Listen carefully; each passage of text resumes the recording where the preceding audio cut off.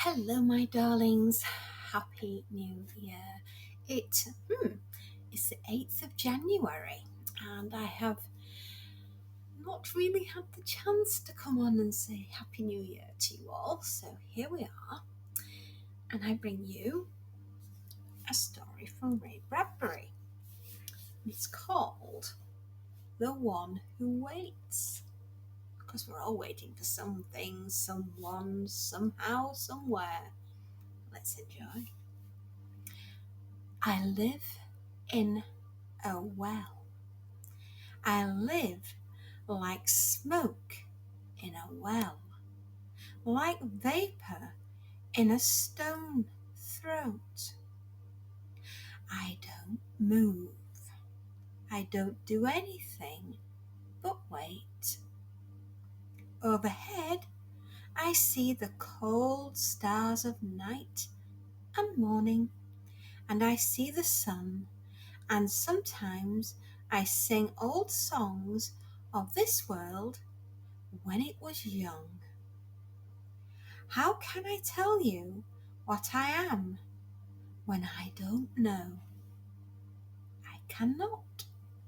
I am simply waiting. I am mist and moonlight and memory. I am sad and I am old. Sometimes I fall like rain into the well. Spider webs are startled and forming where my rain falls, fast on the water. I wait in cool silence, and there will be a day when I no longer wait. Now it is morning. I hear a great thunder. I smell fire from a distance. I hear metal crashing. I wait. I listen.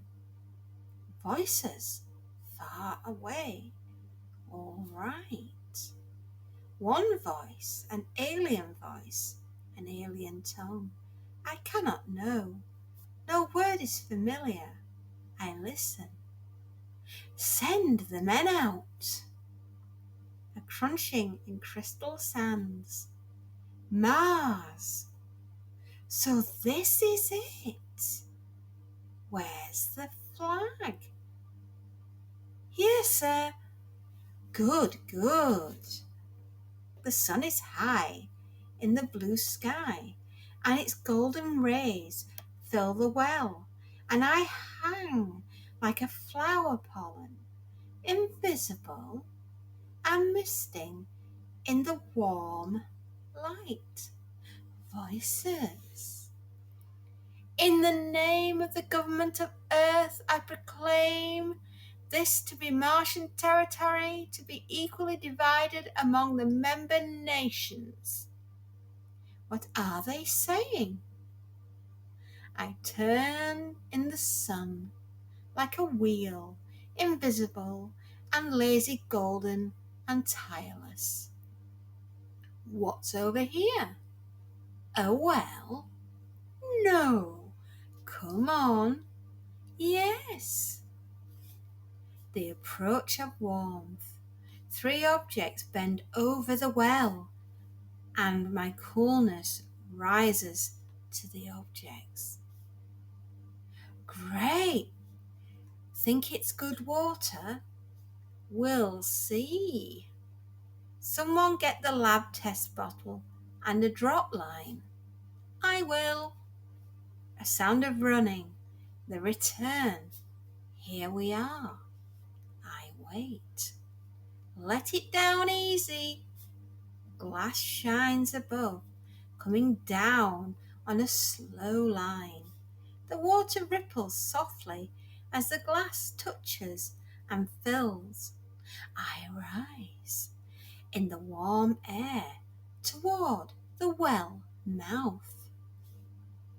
Here we are. You want to test this water, Regent? Let's have it. What a beautiful well. Look at the construction. How old do you think it is?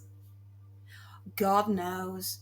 When we landed in the other town yesterday, Smith said there hadn't been life on Mars in 10,000 years. Imagine. How is it, Regent? The water? Pure as silver. Have a glass. The sound of water in the hot sunlight. Now I hover like a dust, a cinnamon upon the soft wind. What's the matter, Jones? I don't know. Got a terrible headache all of a sudden. Did you drink the water yet? No, I haven't. It's not that. I was just bending over the well. And all of a sudden, my head split. I feel better now. Now I know who I am. My name is Stephen Leonard Jones, and I am 25 years old, and I have just come in my rocket from a planet called Earth. And I am standing with my good friends, Regent and Shaw, by an old well on the planet Mars. I look down at my golden fingers, tan and strong. I look at my long legs and my silver uniform and at my friends. What's wrong, Jones? They say. Nothing, I say, looking at them. Nothing at all. The food is good. It has been 10,000 years since food. It touches the tongue in a fine way, and the wine with the food is warming. I listen to the sound of voices. I make words that I do not understand, but somehow understand. I test the air. What's the matter, Jones? I tilt this head of mine and rest my hands holding the silver utensils of eating. I feel everything. What do you mean? The voice, this new thing of mine, says. You keep breathing funny, coughing, says the other man. I pronounce exactly. Maybe a little cold coming on. Check with the doctor later. I nod my head, and it's good to nod. It's good to do several things after 10,000 years. It is good to breathe the air, and it is good to feel the sun on the flesh deep and going deeper, and it is good to feel the structure of ivory, the fine skeleton hidden in the warming flesh. And it is good to hear sounds much clearer and more immediate than they were in the stone deepness of a well. I sit enchanted. Come out of it, Jones. Snap to it. We've got to move. Yes, I say, hypnotized, with the way the word forms like water on the tongue and falls with low, slow beauty out into the air. I walk, and it's good walking. I stand high, and it is a long way to the ground when I look down from my eyes. And my head, it is like living on a fine cliff and being happy there. Regent stands by the stone well looking down. The others have gone murmuring to the silver ship from which they came. I feel the fingers of my hand and the smile of my mouth. It is deep. I say, yes. It's called a soul well. Regent raises his head and looks at me. How do you know that? Doesn't it look like one? I never heard of a soul well. A place where waiting things that once had flesh, wait and wait, I say, touching his arm. The sand is fire, and the ship is silver fire in the hotness of the day. And the heat is good to feel, the sound of my feet in the hard sand. I listen, the sound of the wind and the sun burning the valleys. I smell the smell of the rocket boiling in the noon. I stand below the port. Where's Regent? Someone says. I saw him by the well, I reply. One of them runs towards the well. I am beginning to tremble, a fine shivering tremble, hidden deep, but coming very strong. And for the first time I hear it, as if its too were hidden in a well. A voice calling deep within me, tiny and afraid. And the voice cries, "Let me go, let me go." And there is a feeling as if something is trying to get free.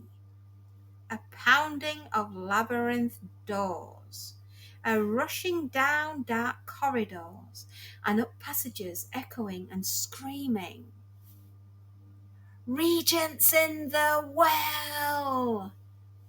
The men are running, all 5 of them. I run with them. But now I am sick, and the trembling is violent. He must have fallen, Jones. You were with him. Did you see? Jones, well, speak up, man. What's wrong, Jones? I fall to my knees. The trembling is so bad. He's sick. Here, help me. Help me with him. The sun. No, not the sun, I murmur. They stretch me out, and the seizures come and go like earthquakes, and the deep hidden voice in me cries, "This is Jones. This is me. That's not him. That's not him. Don't believe him. Let me out. Let me out." And I look up at the bent figures, and my eyelids flicker. They touch my wrists. His heart is acting up. I close my eyes. The screaming stops. The shivering ceases. I rise as in a cool well, released.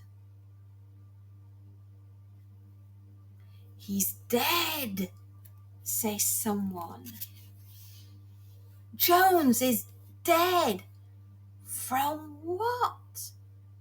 Shock. It looks like shock. What kind of shock? I say, and my name is Sessions, and my lips move crisply, and I am the captain of these men. I stand among them, and I am looking down at my body, which lies cooling on the sands. I clap both hands to my head. "Captain!" "There is nothing," I say, crying out. "Just a headache. I'll be all right." There, I whisper. "It's all right now." "We'd better get out of the sun, sir." "Yes," I say, looking down at Jones. "We should have never come to Mars. Mars doesn't want us." We carry the body back to the rocket with us, and a new voice is calling deep in me to be let out. "Help me, help!"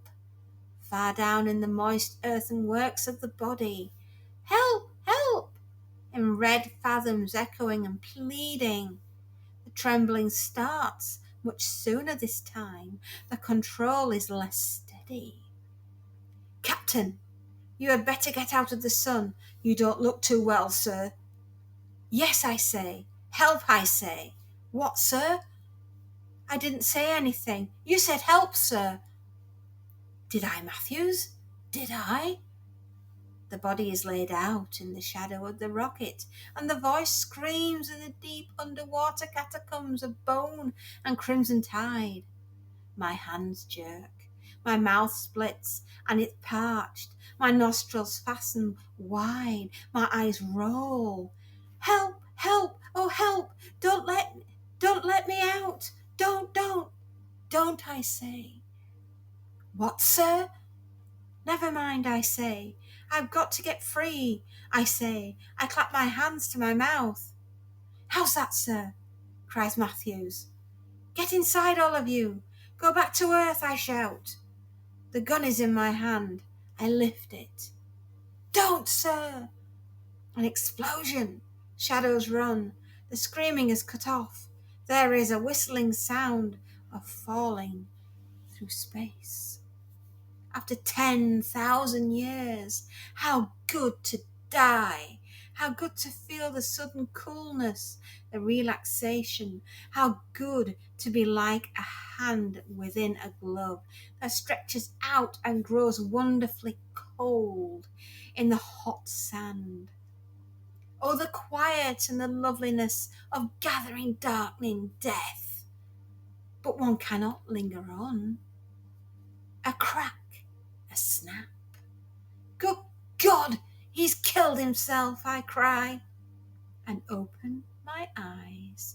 And there is the captain lying against the rocket, his skull split by the bullet, his eyes wide, his tongue protruding between his white teeth. Blood runs from his head. I bend to him and touch him. The fool, I say, why did he do that? The men are horrified. They stand over the two dead men and turn their heads to see the Martian sands and the distant well where Regent lies lolling in deep water. A croaking comes out of their dry lips, a whimpering, a childish protest against this awful dream. The men turn to me.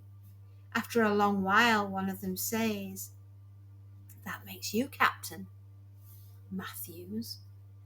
"I know," I say slowly. "Only 6 of us left. Good God, it happened so quick. I don't want to stay here. Let's get out." The men clamour. I go to them and touch them now with a confidence which almost sings in me. "Listen," I say, and touch their elbows or their arms or their hands. We all fall silent. We are one. No, no, no, no, no. The inner voices crying deep down and gone into prisons beneath exteriors. We are looking at each other. We are Samuel Matthews and Raymond Moses and William Spaulding and Charles Evans and Forrest Cole and John Summers. And we say nothing, but look upon each other and our white faces and shaking hands. We turn as one and look at the well. Now we say, "No, no!" 6 voices scream, hidden and layered down and stored forever. Our feet walk in the sand, and it is as if a great hand with 12 fingers were moving across the hot sea bottom. We bend to the well, looking down. From the cool depths, 6 faces peer back up at us. One by one we bend until our balance is gone. And one by one drop into the mouth and down through cool darkness into the cold waters. The sun sets. The stars wheel upon the night sky. Far out there is a wink of light. Another rocket coming, leaving red marks on space. I live in a well. I live like smoke in a well, like vapor in a stone throat.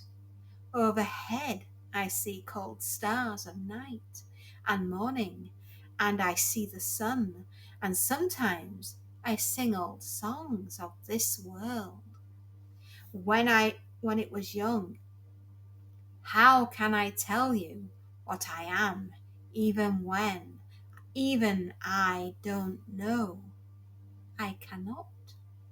I am simply waiting. Happy New Year, everybody. I do hope you enjoyed that dark, delicious little story. Yes. So, when was that one written? Let's find out. Let's go to Google.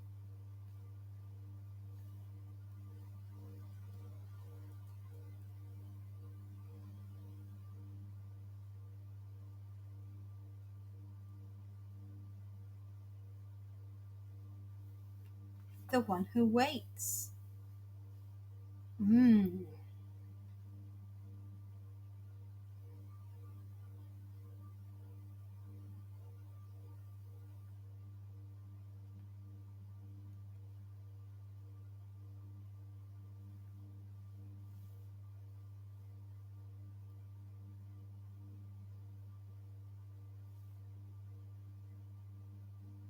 1957. Goodness me. Wow. 1957.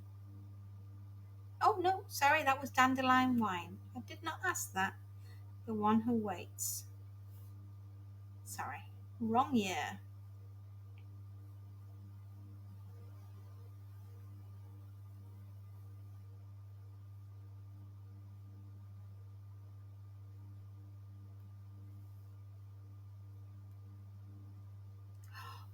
$1949.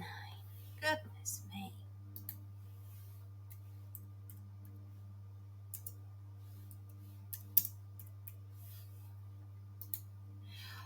$76 ago. Goodness me. 1949, 76 years ago. Blimey. Blimey. Well, I hope you've enjoyed it.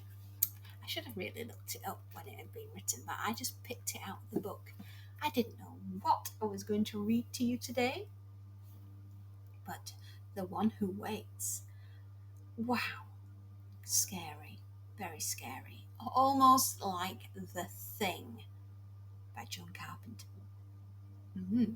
Yes. Well, I know that he didn't actually write it, but he did a movie about it because it was the second making, was The Thing. Yes. There was an original one. You'll have to find that out. Yeah, so it's a bit like The Thing, isn't it? Yeah. Well, Happy New Year, my darlings. Happy New Year indeed. And I shall see you another day with another scary tale. Remember, if you like what I do, give me a thumbs up. If you really like what I do, you can always give me a follow and come back and see what else I've got for you. Oh, and just before we leave, there we are. Little bonbons stealing all my heat. Cheeky boy. Take care, my darlings. Happy readings and enjoy.